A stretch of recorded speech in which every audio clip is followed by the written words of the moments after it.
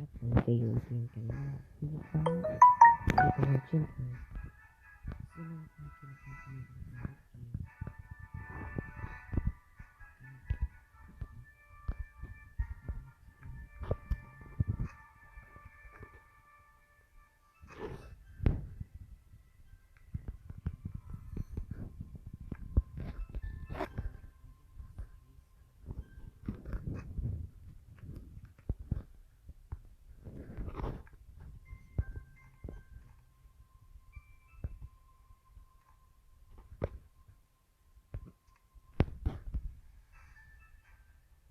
นั่นแบบลูกแคนครับ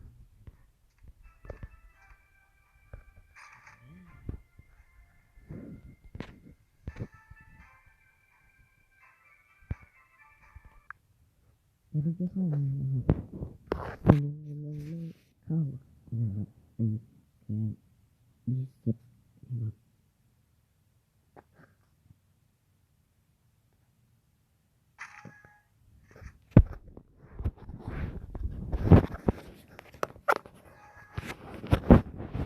ะครับ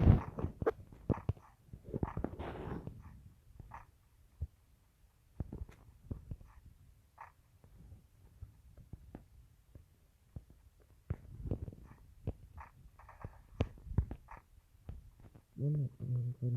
เป็นตัวเองนะครับ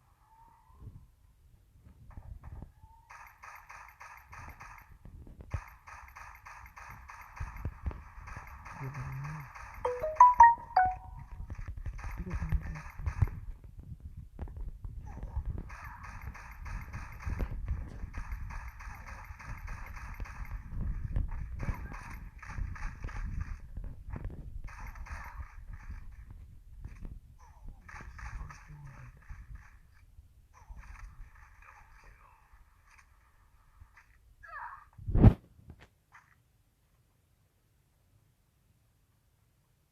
มันมีคนออกด้วย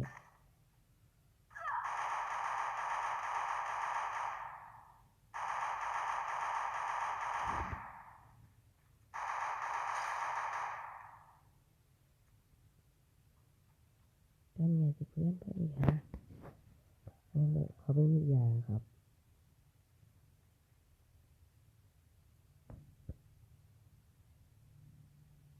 ตอนนี้วงกระบี่ไปแล้วเข้าเลยผมไม่รู้เลยนะแปลกเลยเพื่อนเขาไม่เพื่อนเลยมีคนเรา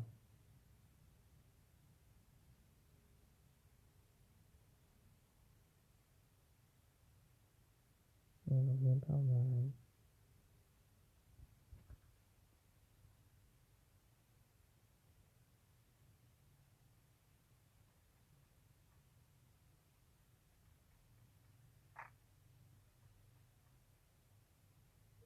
เขาไปเก็บหญ้าเก็บมาครับมันก็ดีอะไรตรงนี้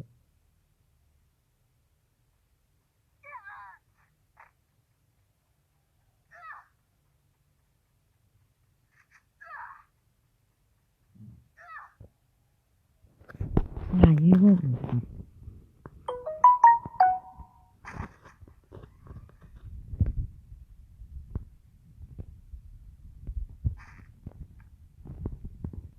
มีคนที่ต้องการกัน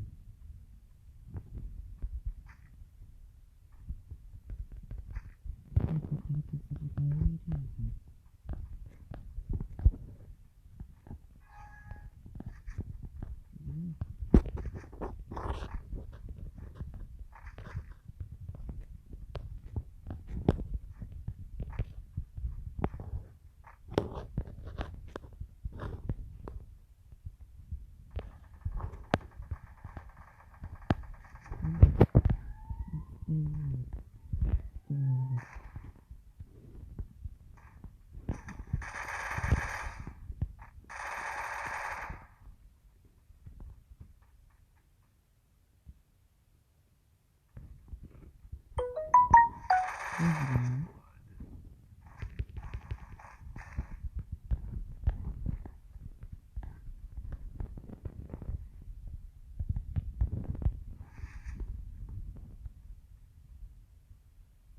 ไม่ได้นะครับ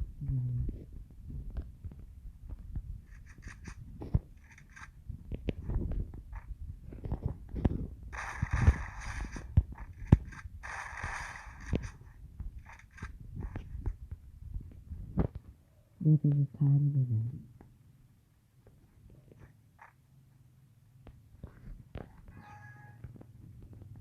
ไม่เคยครับ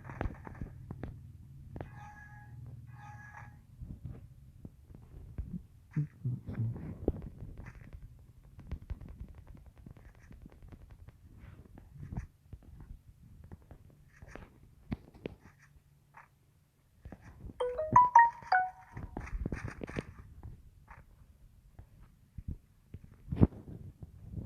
วันนี้ก็เวลา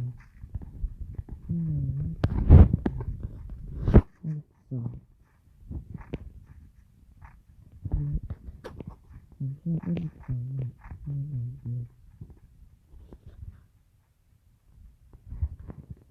เดี๋ยวเราเอาเวลา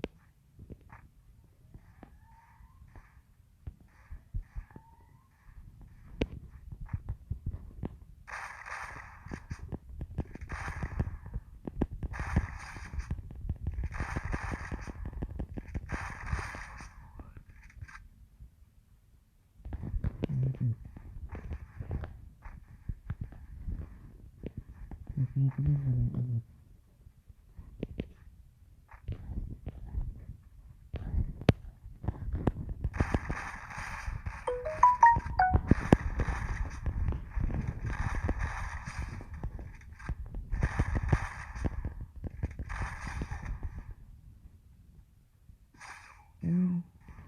ไม่เห็นนะครับผมดูดูเอ้า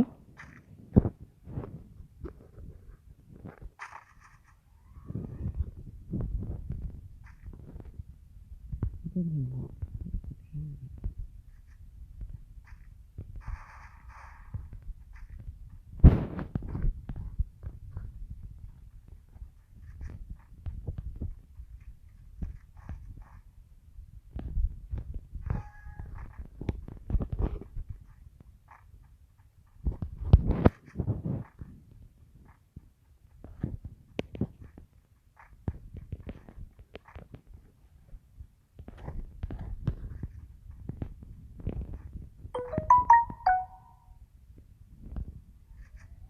ไม่ดูได้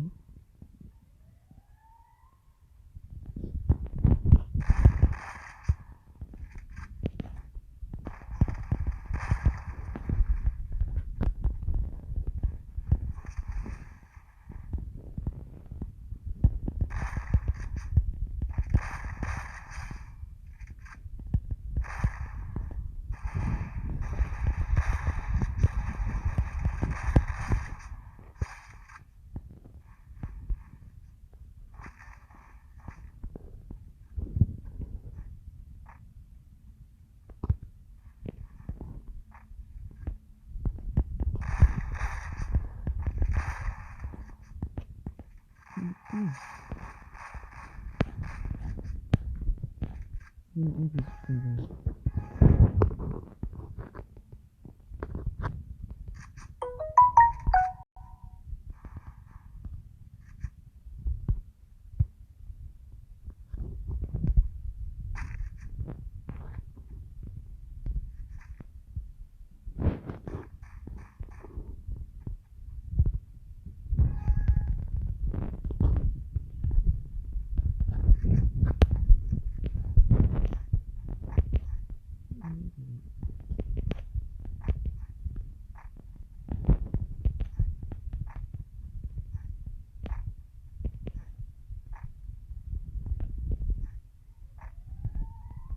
ไม่เป็นไร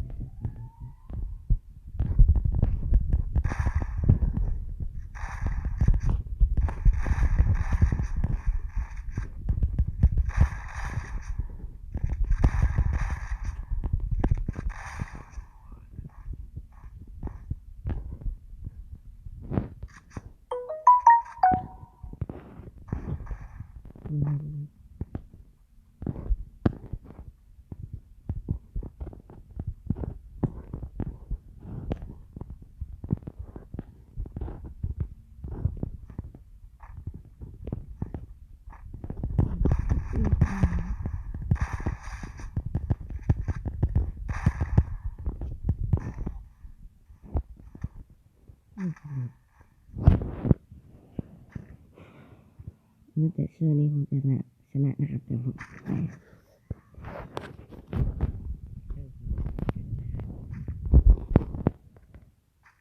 แชร์ที่มา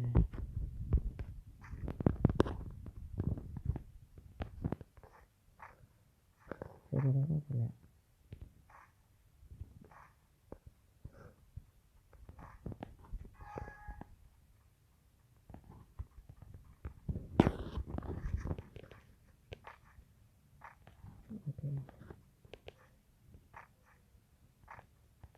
ต้องทำอย่างเดียวเชื่อนี้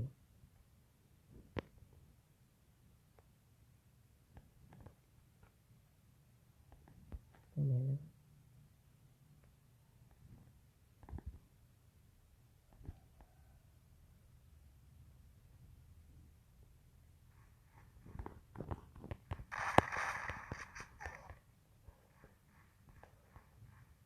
ปืนอะไรวะแพ้เพื่อนอะไรนี่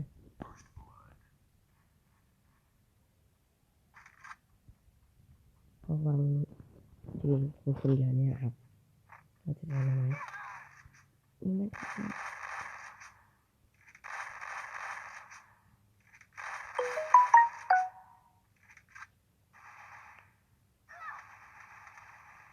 โอ้แพ้ที่สี่มากครับ